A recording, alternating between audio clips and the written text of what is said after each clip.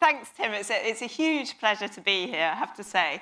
And it's been a huge pleasure actually trying to put this talk together, because it's really taxed my brain cells actually to try and put what I've been researching into the context of Gaia. And perhaps true to that, yes, it's true, my title evolved in that timescale, so it interacted with the environment of my learning. And I guess I wanted to try and tackle this question of whether the atmosphere is just biological contrivance, i.e. is this issue of intention. Does biology somehow control the environment to propagate its success, or is it just an unanticipated result? And this comes, again, I think Lee mentioned some of Jim's very early work, where I was really struck by this disequilibrium that we have in the atmosphere of our planet today. So there is no sense at which we would predict the composition of the atmosphere of the Earth just from its position in the solar system. If we were to sort of average Venus and Mars, this is what we would predict for the CO2, the nitrogen, and the oxygen content. And indeed, we find that the numbers for CO2, nitrogen, and oxygen are incredibly different to what we would predict, either from eliminating life on Earth itself or from this average of these two planets. So the fact that we have considerable oxygen in our atmosphere tells us that something is happening and that we think that that thing is life. But has life controlled that level of oxygen through time? And I guess what I want to suggest to you is that life is a little bit hapless in the Earth system. The Earth system imposes things on life, but life is able to cope, I think, generally, if we look to Earth history, with what the Earth has imposed on it, and is able to adapt, but also to exert constraints, a sort of upper and lower limit within which it can exist in that scenario imposed on it by the Earth system. So I've said I'm going to talk about oxygen in a kind of very, very take your glasses off and peer at Earth history. Then we would sort of see an evolution of Earth's atmosphere looking something like this, with rising oxygen going up to our modern day levels of about 21%. And we think carbon dioxide has come down through Earth's history. So this is partly as a result of life on the planet. As we increase the biosphere, what we're essentially doing is taking CO2 in an oxidized form, fixing it into life molecules, which tend to have CH bonds. So we're reducing CO2, and the very impact of that is to release oxygen into the environment. So this is being driven, we think, in part by life, or at least in part by burial of reduced organic matter. And that burial of reduced organic matter also contributes to drawing down CO2. In Lee's world, if we take our geochemist hats on, there are all sorts of weathering processes associated with this. But ultimately, it's an increase in the reduced carbon biosphere, and that's led to this rise in oxygen. And of course, the question that Lovelock was looking at is that if we look through Earth history here, we know we've had life probably back 4 billion years worth of life history on the planet. It's the origin back here, and various geochemical signals. I guess the curious thing about the advent of oxygenic photosynthesis and the rise of oxygen in the atmosphere being driven by the cyanobacteria was where life actually impacted all other life on the planet at that time. Perhaps you might think a little bit like the Anthropogene today. There was one single species generating that oxygen, and it was catastrophic for the anaerobic organisms that had been existing on the planet at that time. So it was a major disruption, but we know that life continued to evolve, increasing aerobic metabolisms and going up to the diversity. So the question is, how has that oxygen then been stabilized through time? What are the negative oxygen-dependent feedbacks that can stabilize oxygen, and are they biological? If you read the geochemical literature, you would probably think that actually the majority are geochemical. So this is just a horribly, perhaps complicated diagram just to show the cycle of oxygen on geological timescales. So we've got photosynthesis releasing oxygen to the atmosphere, respiration and decay drawing down oxygen from the atmosphere, and ultimately the difference between these is about 10 teramoles of oxygen, and that burial of organic carbon releases oxygen to the atmosphere. The drawdown of oxygen is very much via weathering, this oxidative weathering which draws oxygen down, and the reaction with reduced volcanic gases. So we have this release from the burial of reduced matter and the drawdown of weathering and volcanic metamorphic oxygen. Geochemists tend to think that the organic carbon burial is a major control on oxygen in the atmosphere, but is that biologically mediated? It may be in part. What about this oxygen dependence of the carbon burial? It's very much controlled by the shelf area in the oceans, i.e. how much shallow shelf area we have. It's controlled to some extent by oceanic oxygen content, and you might argue that life has an impact on that. But it's also controlled by sedimentation burial rate, and that's very much a geological issue of how quickly are you denuding mountains and burying organic carbon. But if we want to have some kind of feedback here, if oxygen is regulated, then we need some kind of issue where an increase in oxygen either speeds up the consumption of it or it slows down the rate of oxygen production.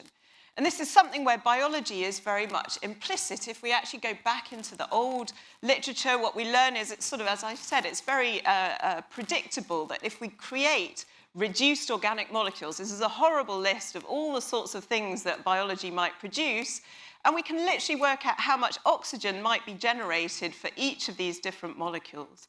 What's interesting is this depends somewhat on substrate. It depends whether we're using oxidized forms of nitrogen, nitrate, we get more release of oxygen. If we use reduced forms, we get less release of oxygen for ammonia, where you've got hydrogen already bound to that nitrogen. But what we find is the amount of oxygen, which we can predict just from looking at the chemical makeup of algae, the release of that oxygen is dependent on the oxygen itself. So this is the photosynthetic quotient, the amount of oxygen that gets released per mole of carbon that's getting fixed into organic matter via photosynthesis. And indeed, we get a value, sort of the highest value you might get is about 1.8. This is where we're generating these lists of organic molecules in life. But as oxygen increases, this photosynthetic quotient goes down and down and down. So there is a negative feedback on photosynthesis itself that says that as oxygen increases, the amount of oxygen you release through photosynthesis decreases. And so this is what this is related to is photorespiration, that back reaction that occurs in algae because they're photosynthesizing or fixing carbon via this enzyme ribisco. Now, ribisco is the most abundant enzyme on the planet. We think it's because it's inefficient. So as well as catalyzing the carbon dioxide fixation into sugars that then fuel life, it also is able to catalyze the back reaction of those sugars which burn up with oxygen, so absorb oxygen. And so as oxygen increases, we see an increase in photorespiration, which reduces the amount of oxygen being released during this process of photosynthesis. And we can often characterize ribiscos by their efficiency, their ability to catalyze the forwards reaction relative to the ability to catalyze the back reaction. And the fact that ribisco is bidirectional, it catalyzes both production of oxygen and absorption of oxygen, leads to this idea of a compensation point. And the compensation point says that if we've got low oxygen concentrations, if we have a photosynthesizing organism in a closed system, it will generate oxygen, but as that oxygen builds up, it will start to catalyze the back reaction. And we reach a point where the production of oxygen is equal to the back reaction of oxygen. So the forwards reaction and the backwards reaction are equal, and we have no net release of oxygen. Now, what's interesting about this compensation point is it also plays out for carbon dioxide. So we can also find a point where the absorption of carbon dioxide is balanced, by the production of carbon dioxide through that photorespiration. So organisms have a compensation point where they literally don't go forwards or backwards. They reach a point where those two net reactions balance. And that compensation point also depends on environmental oxygen and carbon dioxide. And so what this figure is showing is, as we've got increasing oxygen concentration, this is the oxygen compensation point.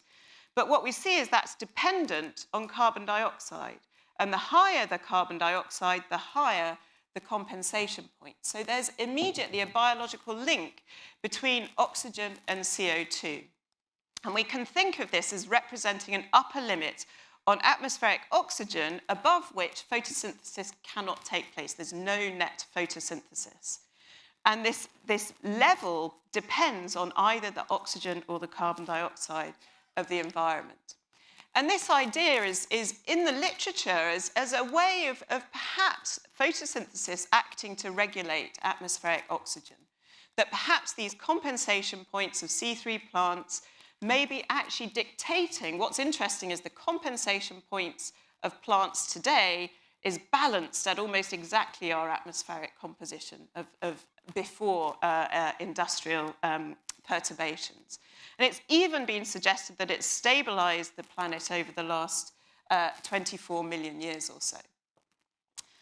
So whilst these compensation points are interlinked between these two key atmospheric gases, the curious thing is that if we go back to a time in Earth history where we had lower oxygen, that implies that the compensation point for carbon dioxide was also lower at that time, associated with that change in oxygen. We kind of don't think that's true. As I showed you, we think carbon dioxide has come down through time, oxygen has come up. So how can we try and reconcile, if I'm trying to argue that biology is somehow dictating the limits of the atmosphere, how can we reconcile these two things? And this comes down to rubisco specificity and the fact that rubisco itself has evolved through time. And that's what I want to try and show you in the next few slides. So we can actually look, and this is again a horrible slide. I'm sorry, I sort of went to the technical extreme, I'm afraid, and just showed, this is just showing you the biochemistry of photosynthesis at the compensation point. So what it allows us to look at is literally the stoichiometric relationship between oxygen and carbon dioxide when at that point of no net photosynthesis. And we can derive from this, actually, a relationship between the carbon dioxide at the compensation point, the oxygen at the compensation point, and the rubisco specificity. So this is the efficiency of the carboxylation to oxygenation of the enzyme that is catalyzing photosynthesis. And so in order to reconcile this fact that we think oxygen and CO2 compensation points go up and down together, we think that rubisco specificity must change and was lower in the past. So how has rubisco evolved, and what has the Earth system thrown at rubisco? And there's this wonderful paper just recently by Christensen-Totten where they've tried to model what we know the Earth system has done to organic carbon burial, that key flux that potentially drives changes in oxygen and CO2 at the same time. It drives a rise in oxygen and a lowering of CO2. And they've used particular statistics to analyze a geological record of carbon isotopes. The geologists in the room will know what I'm talking about, but this is a way of measuring the size of that reduced burial carbon reservoir. And when they use statistical approaches, we've amassed lots of data now. They find these blips in organic carbon burial going from this carbon isotope record through time. What's interesting, this is associated with the time where we know there was a sort of great oxygenation event, and they think that maybe organic carbon burial could have changed by up to a factor of 2 at that time, teasing this out of this carbon isotope record. But there are 2 other blips in this record where there were pulses of organic carbon burial. We can argue about what might have driven them. But what's interesting in some of my work, I've been looking for change in the genes that express rubisco. And we've been looking for this idea of adaptive evolution, looking at this DN by DS method. So this is looking for silent versus non-silent mutations. So for example, here these are, if we change a UUA to a UUG, we get no change in the amino acid of a protein. So that's a silent mutation. If we take a GUU and turn it to an AUG, we do change the amino acid. So that's a non-silent mutation. And we can look across the genomes of algae in the ocean and try and reconstruct times where there's been a change in the amino acid sequence that has led to a change in the protein versus times when there's essentially neutral adaptation.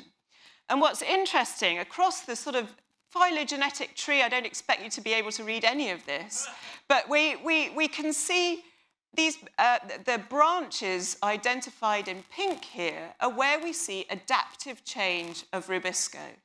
And they cluster on a time scale at the same time as we see these blips in organic carbon burial.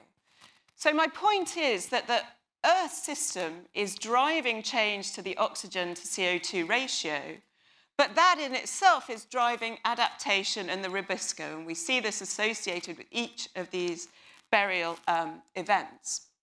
And we've got this across a little bit more detail across this more recent time where we've got very nice geochemical evidence for a step up in oxygen. And this is a really robust branch of positive selection in the rubisco that's exactly at about 400 million years ago or so. And we're now starting to characterize biochemically what this actually means for rubisco and its specificity, its ability to carboxylate versus oxygenate. And we see a change in the biochemistry of the rubisco associated with this. So these rubiscos are highly specific, and these rubiscos, these values for rubisco specificity are much lower. They've got a slightly lower carboxylation to oxygenation efficiency. What's interesting is that these are associated, by and large, with the presence of a physiological ability to bump up carbon inside the cell around the rubisco. And that seems to relax, actually, the rubisco specificity, but lead to an overall improvement in carboxylation to oxygenation. So this means that what's happening at this time, as we're increasing the O2 to CO2 ratio, we're driving change in the rubisco specificity and in the ability of biota to keep carboxylating, net carboxylation, relative to oxygenation under the challenge of this environmental change. And we also see that this is specific to different algal groups. And we can see, I'm going to just call them this red algal lineage versus a green algal lineage. And we see the red algal lineage have got a much higher specific rubisco compared to the green algal lineage. And this correlates as well with their ability to exist under oxygenated environments. So the green algal lineage have got a whole ton of anaerobic metabolic pathways. They're able to persist when oxygen is low, but their carboxylation to oxygenation is rather less efficient. Meanwhile, the reds have got very little anaerobic metabolism. They're very better adapted to much more highly oxygenated environments, and they're able to carboxylate relative to oxygenate more efficiently in those more oxygenated environments. So this is just showing the anaerobic pathways, and just to show that sort of on geological time over the last 500 million years or so, there's been a big change in the algae dominating the ocean from the green lineage back here in the Paleozoic towards the red lineage algae associated, we think now, with a jump in ocean oxygenation about 200 million years ago. So we're seeing this feedback between the Earth system driving oxygen to carbon dioxide change and that feeding into the rubisco. So the geological cycles of reduced reservoirs, I think, really drive the Earth's surface into temporary disequilibrium. Some of this is associated with subduction, and it's likely that that carbon will come back out into the Earth system at some time.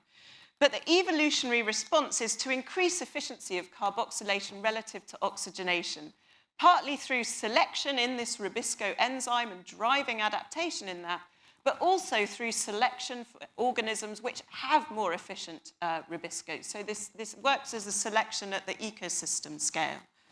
And this improving carboxylation to oxygenation efficiency drives lower CO2 and higher oxygenation compensation points. So you're essentially changing the limits between these burial events. You're changing how high oxygen to carbon dioxide can go in these different phases of efficiency of photosynthesis. And just to come back to a sort of very little idea, a note on Gaia, and there was this intriguing paper suggesting that actually there's a synchronistic evolution of autotrophy, i.e. photosynthesis, and respiration, which had to happen straight off the bat, i.e. photosynthesis evolved at the same time as aerobic respiration. And the argument in this paper, it's a lovely hypothesis, is really that all biochemistry and enzymes are bidirectional, i.e. Rubisco catalyzing the forwards and the back reaction is exactly the same. This is what happens the world over for life's enzymes. And it's actually part of life's ability to propagate is that these processes exist in pairs so that the substrate and the product are regenerated to keep that system running. And the fine-tuning of a process requires its back reaction to enable a system to regulate flux. So you need these two-directional reactions to keep life in whack and to keep the Earth system in whack. And I think this is the challenge of the Anthropocene, that man has potentially become a little bit unidirectional. And I'll leave it there.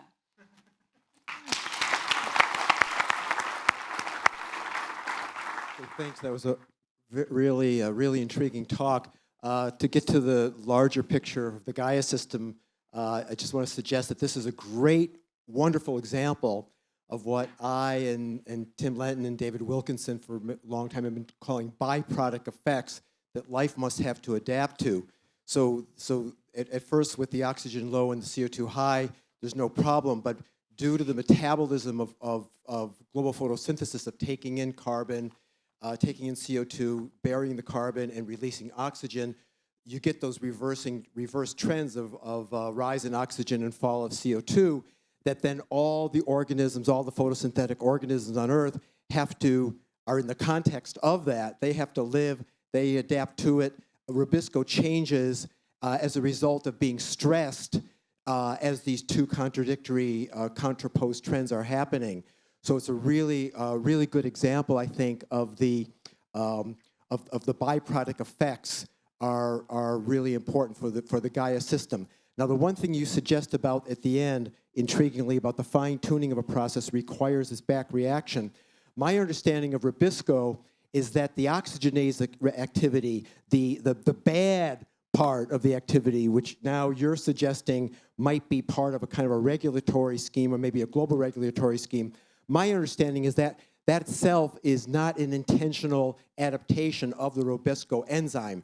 That it always that's the way the enzyme's constructed, where oxygen can get in there and do the back reaction, but that's not a functional aspect of the Rubisco enzyme, which is to bring CO2 in and put it into a C3 or C4 molecule and make photosynthesis. Am I correct about that?